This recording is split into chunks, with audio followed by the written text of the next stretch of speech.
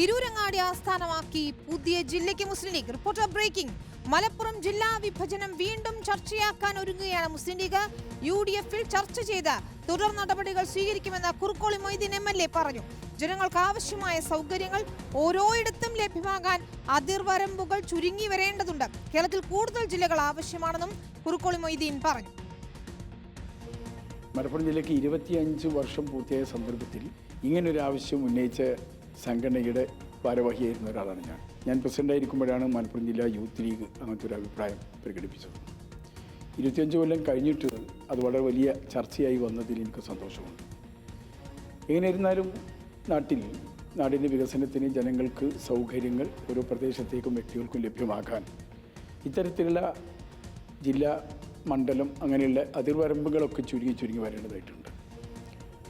അപ്പോൾ അതുകൊണ്ട് അതിന് വേണ്ട ആരോഗ്യകരമായ ഇടപെടൽ UDF-ൻ്റെ ഭാഗത്തു നിന്നുണ്ടാകും എന്നാണെങ്കിൽ ഒരു തിരൂർ ആസ്ഥാനമായ ജില്ല എന്ന് മാത്രമല്ല കേരളത്തിൽ കൂടുതൽ ജില്ലകൾ ആവശ്യമാണെന്നാണ് എൻ്റെ അഭിപ്രായം. സോണൽ കൃഷ്ണയും ബഷീർ P. അക്ബറുമാണ് ചേരുന്ന വിശദാംശങ്ങളുമായി. ആദ്യം നമുക്ക് സോണലിലേക്ക് പോകാം. സോണൽ, ദീർഘകാലമായുള്ള ആവശ്യമാണ് മലപ്പുറത്തെ വിഭജിച്ചുകൊണ്ട് ഒരു പുതിയ ജില്ല കൂടി രൂപീകരിക്കുക എന്നത്. ഭരണ നിർവഹണത്തിന് അത് എളുപ്പമായിരിക്കുമെന്ന് പല കോണുകളിൽ നിന്ന് അഭിപ്രായം വരുന്നുണ്ട്. വർഷങ്ങളായി അത്തരം ആവശ്യം നടക്കുന്നുണ്ട്. എനിക്ക് തോന്നുന്നു ദിവസങ്ങൾക്ക് മുൻപ് അവിടുത്തെ സബ് കളക്ടറുടെ ഒരു പോസ്റ്റും വലിയ ചർച്ചയായിരുന്നു. ഏതായാലും ഇപ്പോൾ എന്താണ് മുസ്ലിം ലീഗിന്റെ നീക്കങ്ങൾ?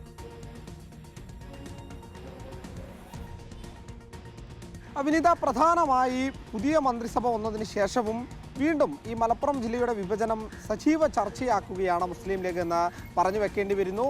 അതായത് ജനങ്ങളിലേക്ക് നേരിട്ട് സേവനം എത്തിക്കാൻ അത് ഉചിതമായിട്ടുള്ള കാര്യമാണ് ഈ ജില്ലാ വിഭജനം എന്നുള്ളതാണ്. സബ് കളക്ടർ ഉൾപ്പെടെ ഈ വിഷയത്തിൽ കഴിഞ്ഞ കുറച്ച് ദിവസങ്ങൾക്ക് മുമ്പ് ഒരു ഫേസ്ബുക്ക് പോസ്റ്റുമായി എത്തുന്ന സാഹചര്യമൊക്കെ ഉണ്ടായിരുന്നു.